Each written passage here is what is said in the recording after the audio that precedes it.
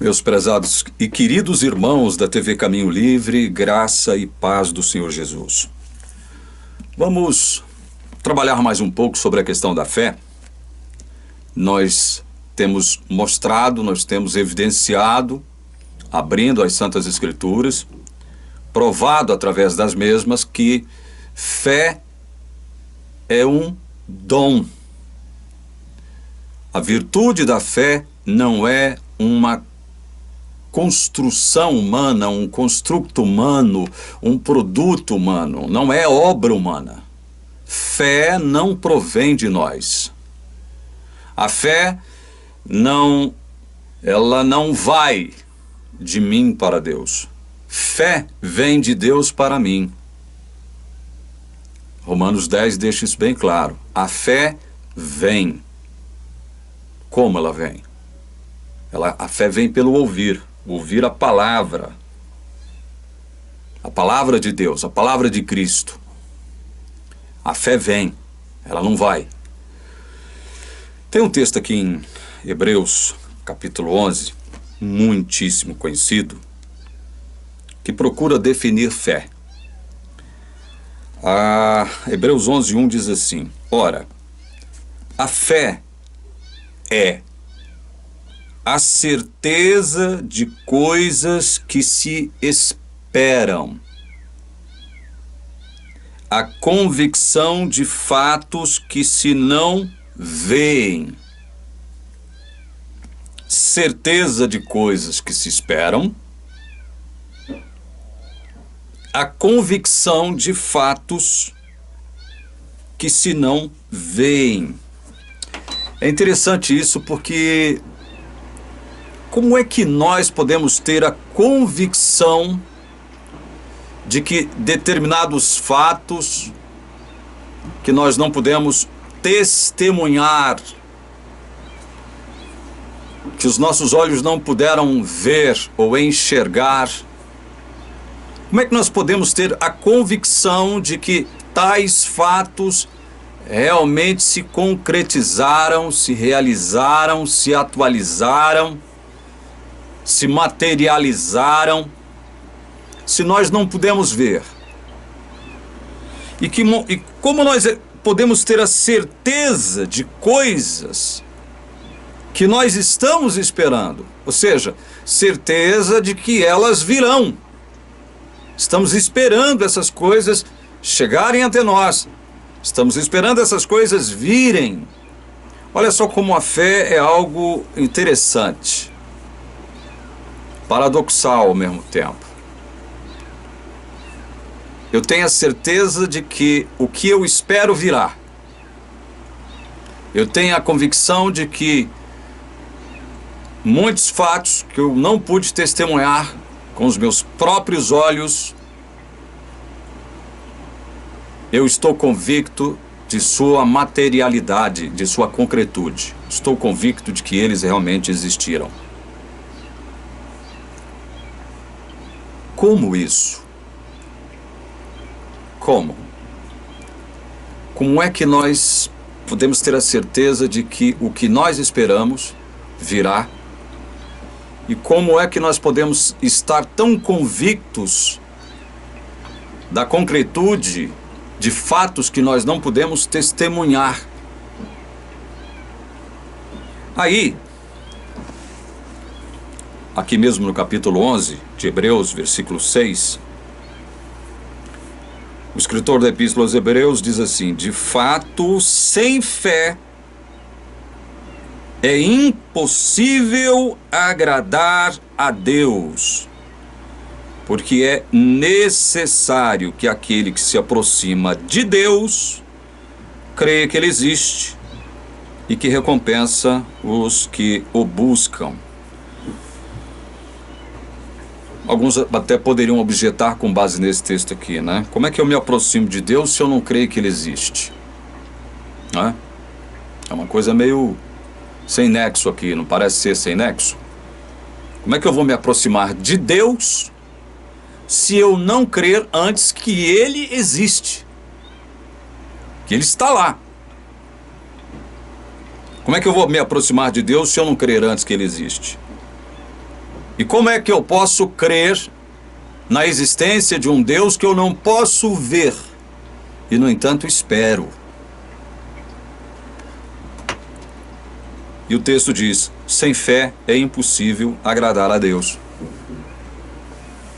Então quer dizer que quem não tem fé em Deus, quem não tem fé na existência de Deus, quem não tem fé na vinda desse Deus, na intervenção histórica desse Deus, na história desse planeta de pecado, não pode agradar a esse mesmo Deus, não pode agradar a Deus. É uma coisa lógica por esse ponto de vista.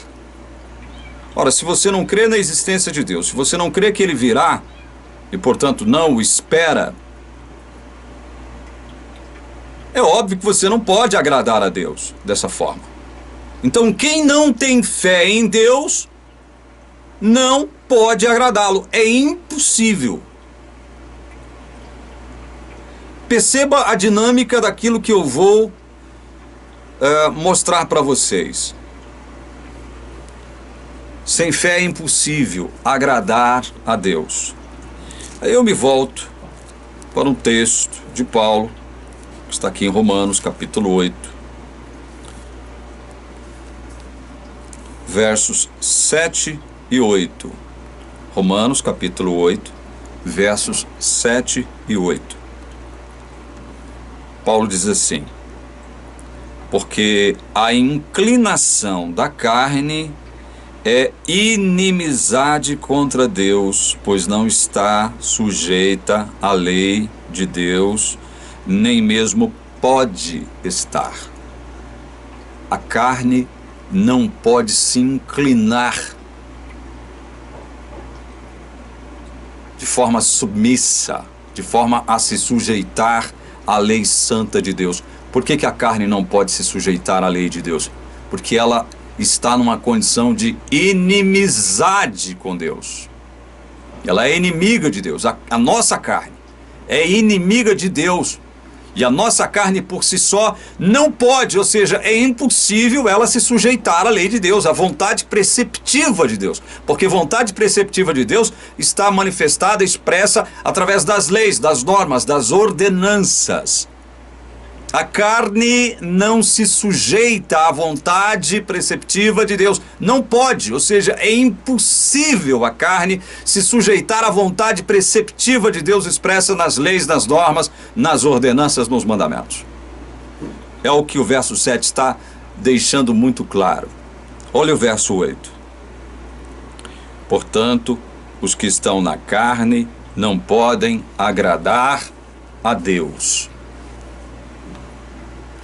Lá em Hebreus, o escritor da Epístola aos Hebreus diz: olha, sem fé é impossível agradar a Deus.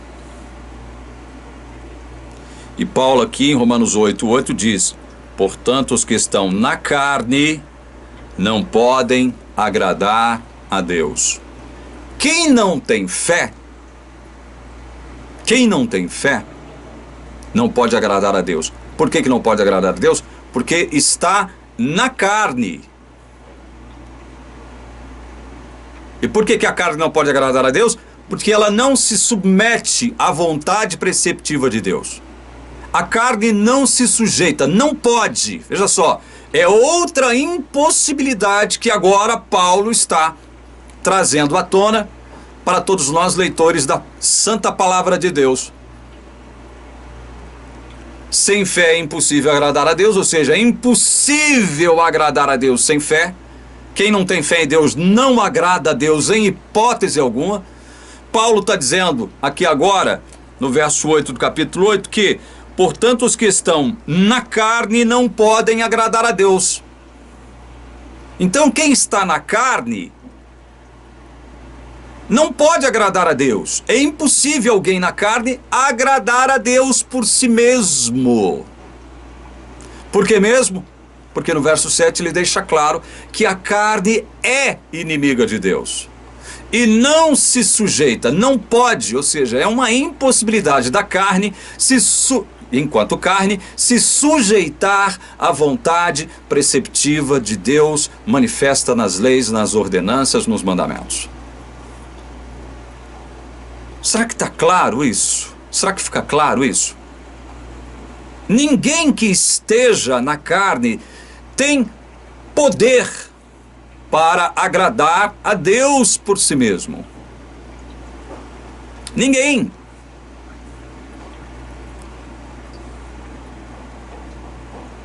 Fé é um dom. Aí nós voltamos para Hebreus, dessa vez vamos ler Hebreus capítulo 12.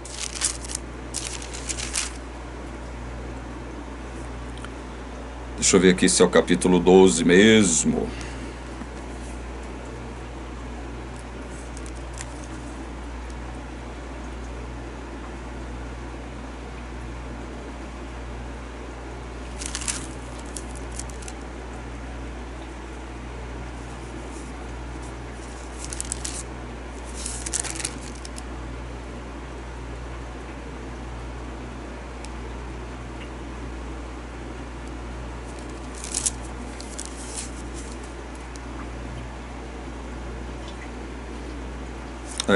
Capítulo 12, verso 2.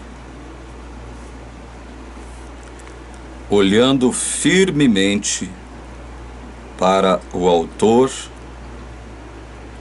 e consumador da fé, Jesus, o qual, em troca da alegria que lhe estava proposta, suportou a cruz, sem se importar com a vergonha, e agora está sentado à direita do trono de Deus.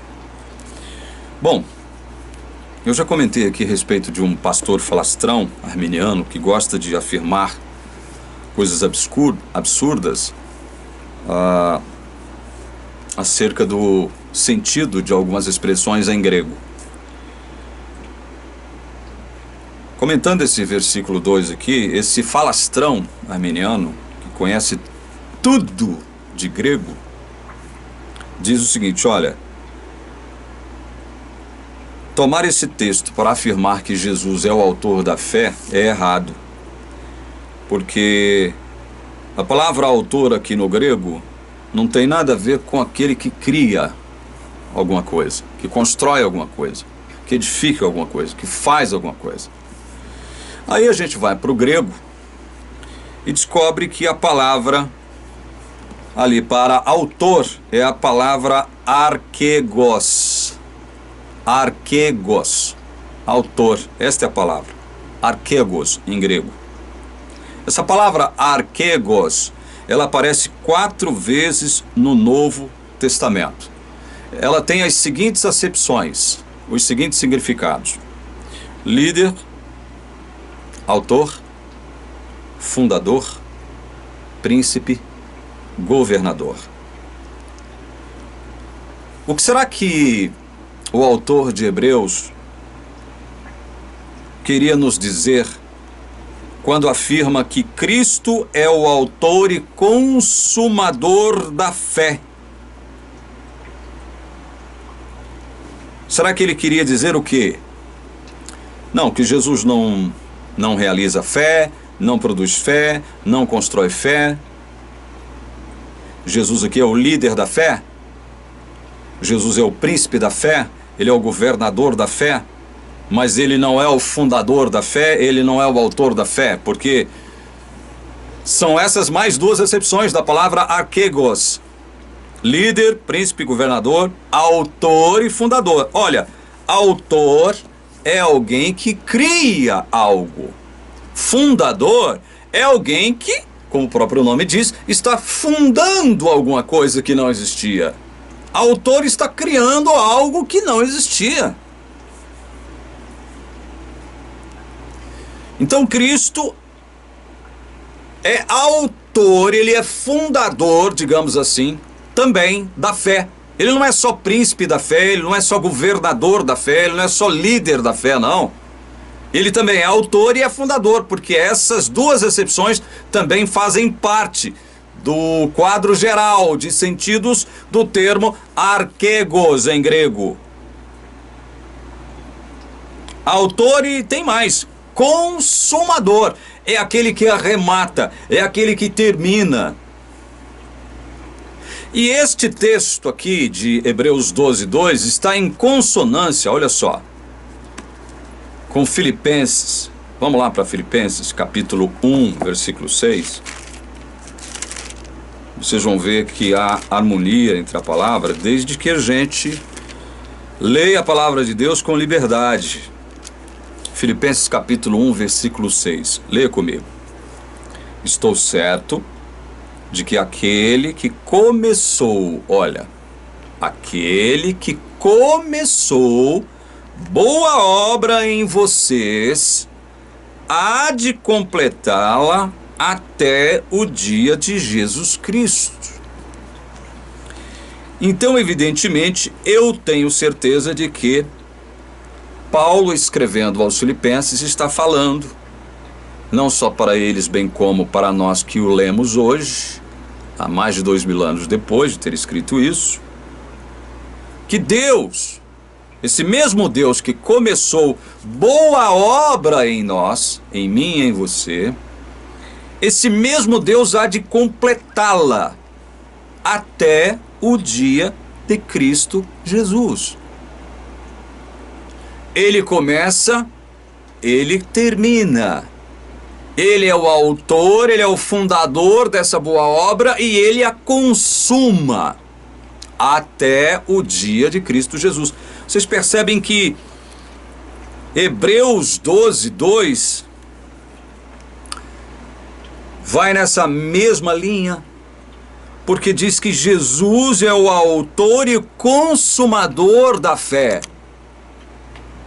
Não adianta ficar brigando contra o texto simplesmente para defender uma orientação teológica morta.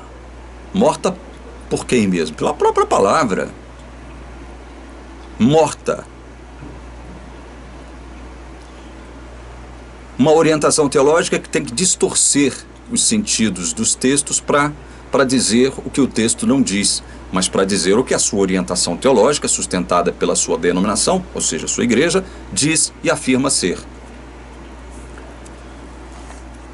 Vocês percebem, então, que com relação à fé, que é um dom, já mostramos para vocês que fé é um dom? Porque se fé não for dom, e se o texto de Hebreus 12:2 não quer dizer o que nós estamos afirmando aqui, há contradição na palavra. Ora ela diz uma coisa, ora ela diz outra. Então a palavra não merece crédito. Ela não merece a nossa credibilidade, a nossa confiança nela. É claro que não é assim. É claro que essa questão de afirmar que não, fé não é um dom, Jesus não é o autor da fé, é um negócio até impressionante de dizer, né? Não, Jesus não é o autor da fé, não. Com base nesse sentido que vocês aí querem dar para autor. Como não? Se a própria acepção do termo grego aqui, em Hebreus 12:2, está afirmando que, dentre os variados sentidos, dentre as variadas acepções do termo, autor e fundador estão lá presentes, assim como líder, príncipe, governador, arquegos.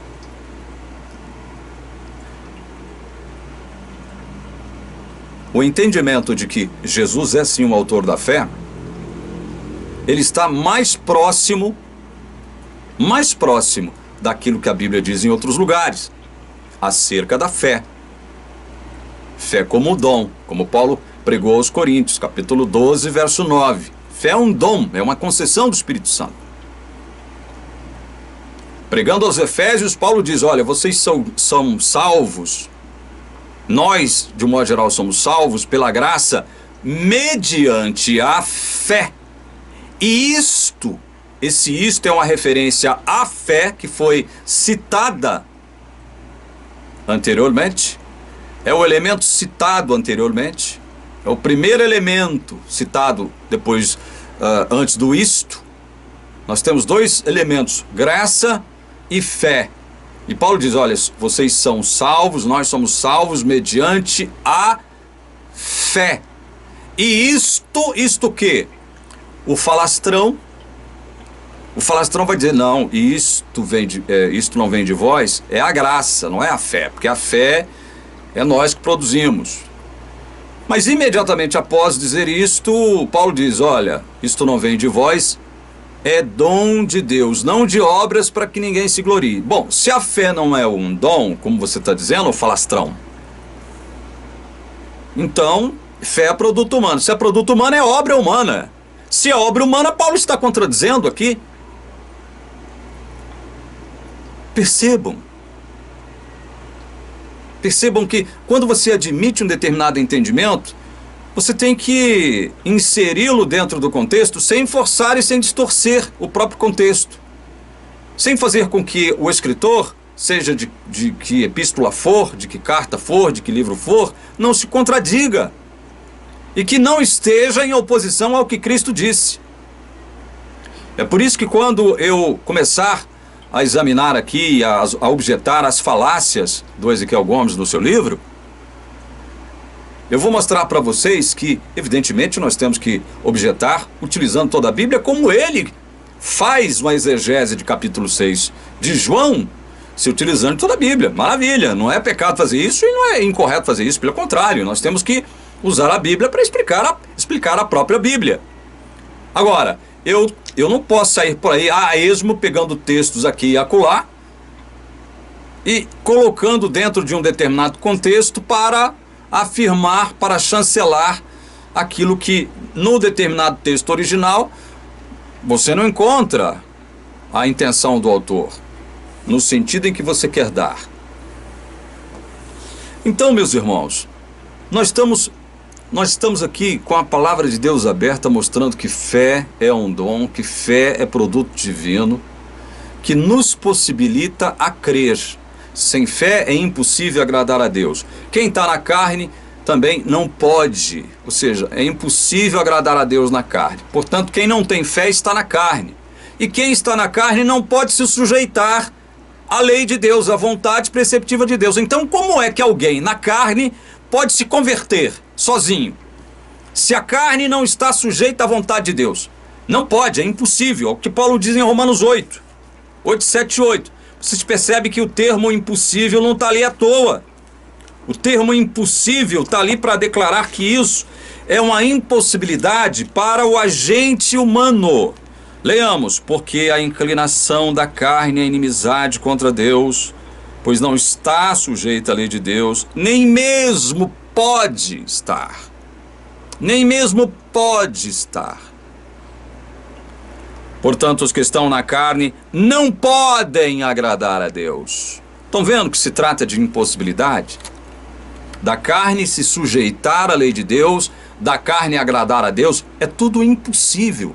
Como então a carne por si mesma, sem Deus intervir na própria carne, como essa carne pode se voltar para Deus sozinha, meus irmãos? Se a Bíblia está deixando claro que isso é impossível. Sou eu que estou dizendo? Sou eu que estou dando uma forçação de barra na interpretação do texto? O texto está muito claro, até uma criança que já aprendeu a discernir o certo do errado vai entender dessa forma. Está muito claro. Então, quem está na carne não pode produzir fé para, sucessivamente, agradar a Deus. E se você não tem fé, você não pode agradar a Deus. Quem não tem fé não agrada a Deus. Não agrada a Deus. É impossível uma pessoa que não tem fé agradar a Deus. Sou eu que estou dizendo? É algum teólogo calvinista, reformado que está dizendo isso? É a palavra que está dizendo isso. E como nós estamos revisitando esses temas, que nós já tratamos exaustivamente aqui na TV Caminho Livre, eu estou revisitando esses temas propositalmente. Eu vou ler mais 2 textos aqui e encerrar esse vídeo, porque evidentemente no próximo nós vamos voltar dando sequência a esse assunto. Leiam comigo, 2 aos Tessalonicenses, capítulo 3, verso 2. 2 aos Tessalonicenses, capítulo 3, verso 2.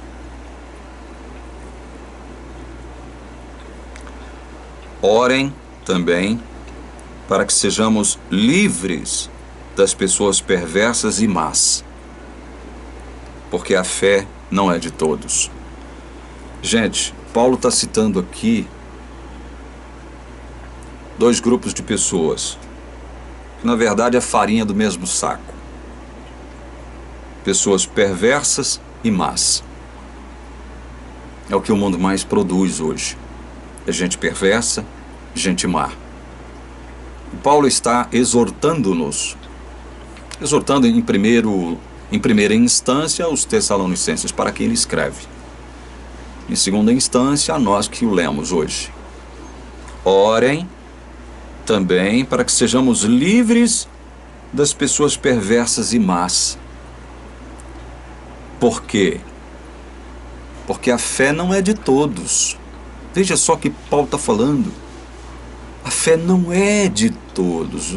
Mais uma vez eu vou falar baixinho aqui, para você perceber que eu não estou tentando forçar a barra, que eu não estou falando de modo arbitrário a respeito da palavra de Deus. Eu estou deixando você meditar, refletir sobre aquilo que nós estamos lendo aqui agora na palavra de Deus aberta diante de nós. A fé não é de todos, meus irmãos. É isso que a Bíblia está dizendo, a fé não é de todos. Por que não é de todos? Olha o que ele disse, Paulo disse aí mesmo, em 2 aos Tessalonicenses, no capítulo anterior, o 2, no verso 13. Olha só. Mas devemos sempre dar graças a Deus por vocês, irmãos amados, pelo Senhor, porque Deus os escolheu desde o princípio para a salvação, pela santificação do Espírito e fé na verdade. Deus nos escolheu para essas coisas todas, para estas coisas.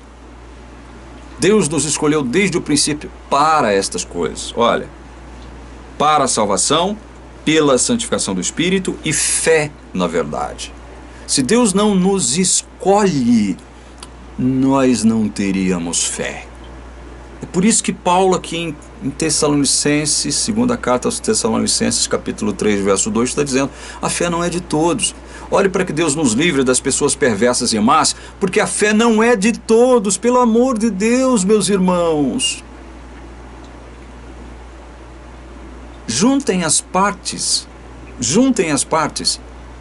e cheguem à conclusão de que o todo nos conduz a esse entendimento que nós estamos passando aqui na TV Caminho Livre já há 4 anos. Leiam comigo agora o último texto que eu quero ler nesse vídeo, Tito. Leia comigo Tito. Tito.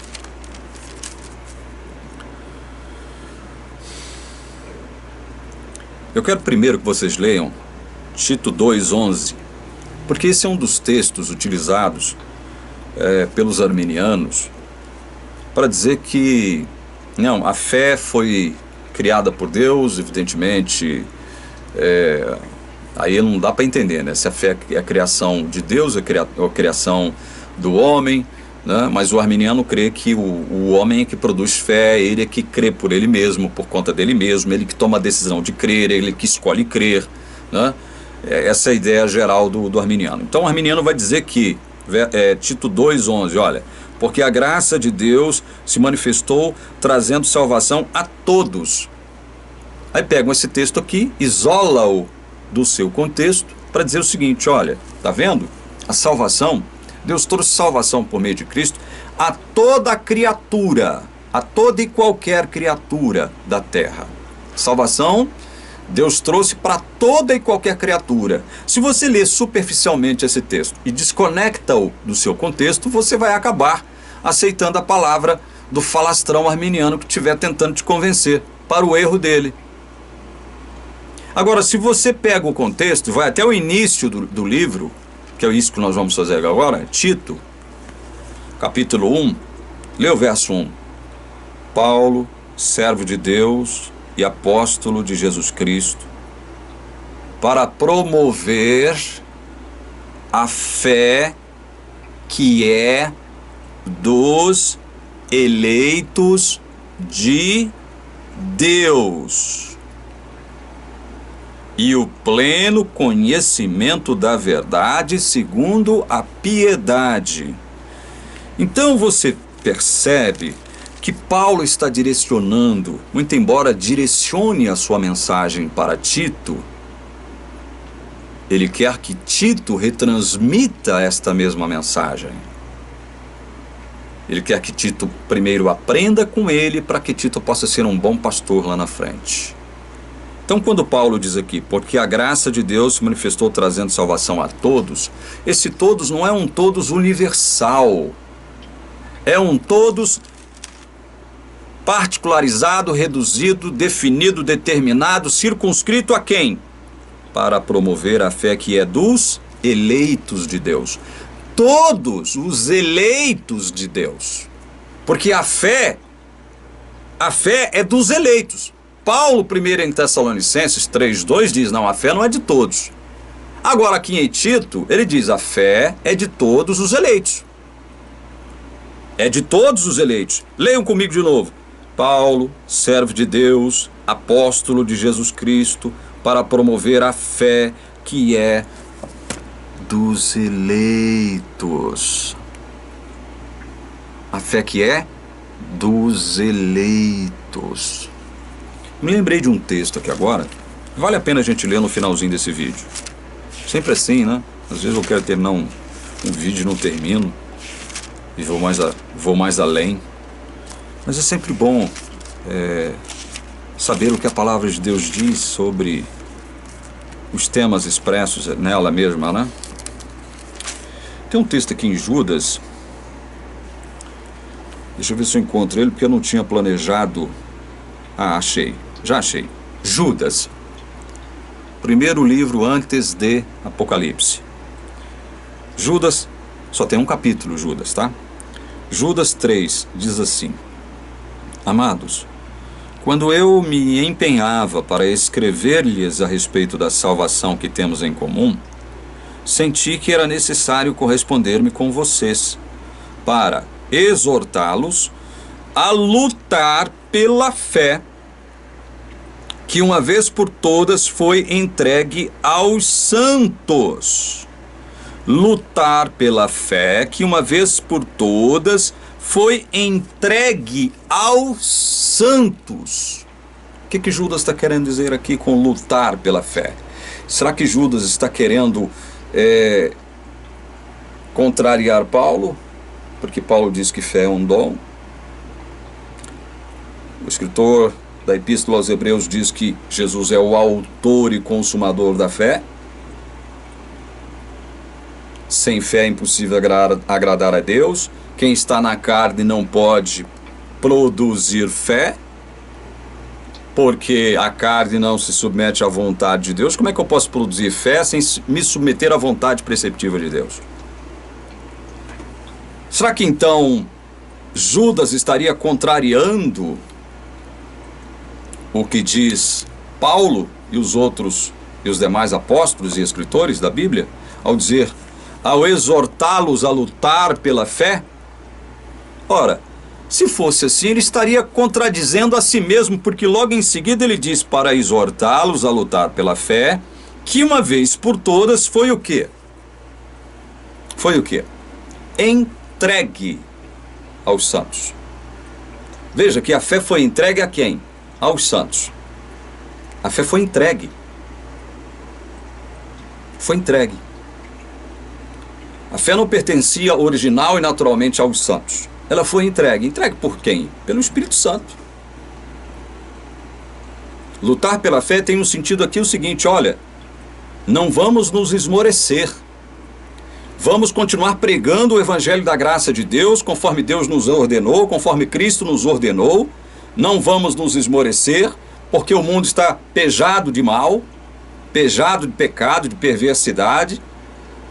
E nós não vamos nos esmorecer, nós vamos lutar, nós vamos continuar guerreando. Estamos numa guerra, né, do bem contra o mal. Paulo deixa isso claro em Efésios, quando ele trata de descrever ali a armadura, as armaduras da fé, né? as armaduras espirituais que o cristão deve usar para combater o mal, nessa guerra contra o mal. É guerra, é luta. Não é bonança não. Olha, eu estava falando com um amigo meu agorinha. Estava falando com o Everton, lá do Rio Grande do Sul, do Rio Grande do Norte. Dizendo para ele, olha, não existe cristianismo assim, ó. Estou salvo, estou eleito. Que se exploda o mundo. Tem nada a ver com isso mais. Existe cristianismo assim? Quem assim pensa, não crê verdadeiramente em Jesus. Quem assim pensa, não entendeu o Evangelho da Graça. Não entendeu. O próprio texto de Paulo aos Efésios, o verso 10, capítulo 2 de Efésios, ele diz, olha, nós fomos criaturas, feitura de Deus, criados em Cristo Jesus, criados em Cristo Jesus. Ele está falando a respeito dos salvos, dos crentes, que receberam graça de Deus por meio da fé e foram salvos. Nós fomos criados em Jesus para boas obras. Veja, isso não é uma afirmação de que as nossas obras devem cooperar com a graça de Deus com o intuito de salvar a nós mesmos. Não é isso não, senhor Ezequiel Gomes. As obras nesse contexto aqui são resultado da graça por meio da fé que salvou todos os crentes. Obras aqui foram preparadas pelo próprio Deus para que andássemos nelas, ou seja, preparadas de antemão. O próprio Deus preparou uma obra para mim, preparou uma obra para você, preparou uma obra para o João, para o José, para Maria, e essa obra você vai realizar, não é para ser salvo não, é pelo contrário, é porque você já foi salvo. Então Deus de antemão preparou esta obra para você, conforme a vocação para a qual Ele te chamou, conforme o dom que Ele te deu, com o qual Ele te dotou. Este é o sentido. O sentido não é afirmar sinergias, senhor Ezequiel Gomes. Então veja, meus irmãos, se você analisa a Bíblia com liberdade, com tranquilidade, meditando, refletindo, procurando enxergar a Bíblia como um todo e não ficar vendo preso a textos desconectados do seu contexto, você vai entender a mensagem da graça, do Evangelho da Graça. E Paulo diz mais ali em Efésios 2, de 8 a 10. Olha, sois salvos pela graça, mediante a fé, e isto não vem de vós, é dom de Deus, não de obras, para que ninguém se glorie. Empine o narizinho e se glorie. Eu faço isso, eu faço aquilo, eu sou bom, eu sei a Bíblia de cor e salteado, eu prego o Evangelho todo santo dia, eu faço obras de caridade, eu pago o meu dízimo fielmente, eu faço pacto com a igreja a qual eu pertenço, dou dinheiro para a igreja, porque eu quero ser salvo. Se fé fosse obra humana, Paulo não teria condição de dizer o seguinte, para que ninguém se glorie. Eu tenho fé em Jesus. Eu decidi crer em Jesus Cristo por mim mesmo. Paulo já deixou claro em Romanos que isso é impossível. Vocês estão percebendo a harmonia que há na palavra quando se estuda livremente a palavra de Deus, sem nenhuma forçação de barra, sem intervenção de nenhuma denominação religiosa? E finalizando esse vídeo eu digo, mais uma vez vou dizer o que eu já disse antes. Eu não quero dizer com isso que todas as igrejas são inúteis, são imprestáveis, não servem para nada. Eu não estou dizendo com isso que você deve abandonar a sua igreja. Você sai dela se você quiser. Se você sentir que não é mais feliz lá, que não tem mais condição de lá se relacionar, de comungar, você sai se você quiser. É óbvio que as igrejas, pelo menos as consideradas cristãs históricas e tradicionais, elas prestam um serviço ainda importante para a nossa sociedade. Prestam. Porque lá na igreja você vai ouvir, olha, retirando as exceções que já são muitas, né? Igrejas que só sabem vampirizar os seus membros. É dinheiro para isso, dinheiro para aquilo, dinheiro para isso, dinheiro para aquilo, dinheiro para isso, dinheiro para aquilo. Em troca, Deus vai te fazer rico, Deus vai te tornar uma pessoa próspera, você não vai ter problema, você vai ser um super crente, isso e mais aquilo. Excetuando-se esses movimentos também espúrios dentro do cristianismo, as igrejas históricas, as igrejas sérias, elas prestam um serviço importantíssimo para a nossa sociedade. Eu poderia enumerar algumas delas, sem, no entanto, ficar puxando a brasa para a sardinha delas. Eu poderia dizer que a igreja presbiteriana presta um importante serviço à sociedade brasileira. A igreja presbiteriana em todas as suas facetas, digamos assim. Existe a presbiteriana do Brasil, existe a presbiteriana renovada, existe a presbiteriana... vários tipos de igreja presbiteriana, né? A igreja batista, do mesmo modo. E boa parcela da igreja batista no Brasil é arminiana.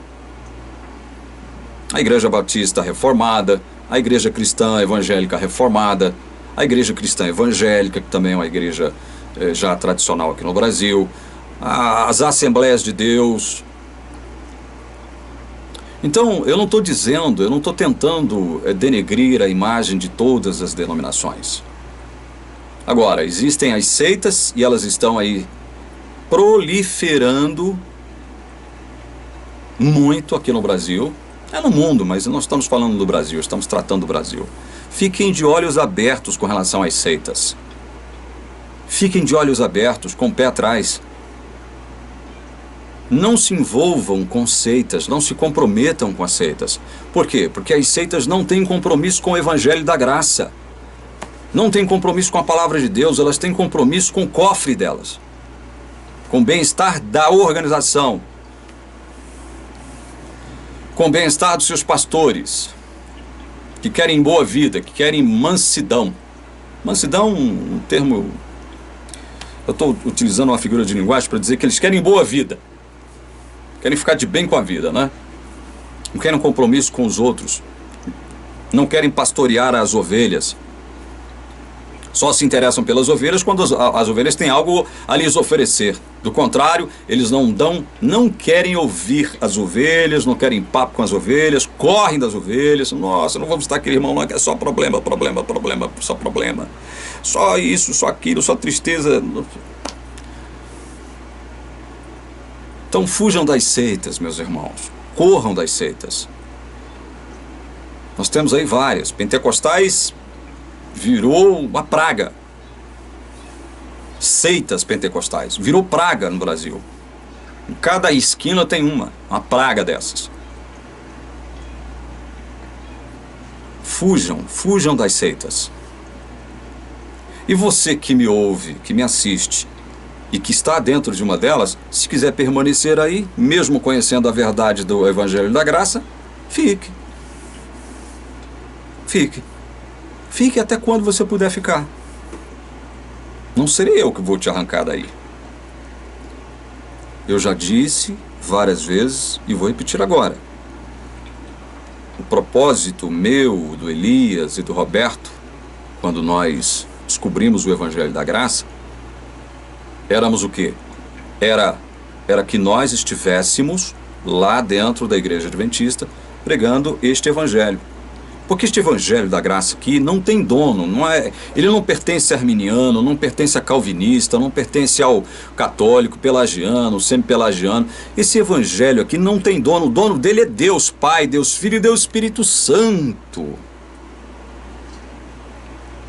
É por isso que quando eu critico aqui, faço uma crítica fundamentada contra a teologia adventista, eu abro a Bíblia, mostro por que a teologia adventista está errada, mostro por que a teologia adventista é antibíblica.